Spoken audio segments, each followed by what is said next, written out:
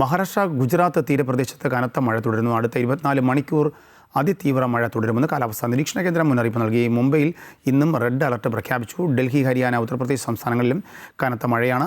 Railway ട്രാക്കിൽ വെള്ളം കയറിയത് കേരളത്തിലേക്കുള്ള ട്രെയിൻ സർവീസുകളെയും ബാധിച്ചു. ഉത്തരേന്ത്യൻ സംസ്ഥാനങ്ങളിൽ കനത്ത മഴ തുടരുകയാണ്.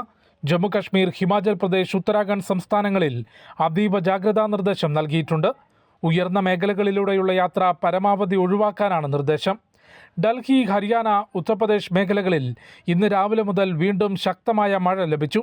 നിർത്താതെ പെയ്ത മഴ കടുത്ത ഉഷ്ണത്തിൽ നിന്ന് ആശ്വാസമായെങ്കിലും ഡൽഹി നഗരത്തിൻ്റെ വിവിധ ഭാഗങ്ങളിൽ വെള്ളക്കെട്ടുണ്ടായി.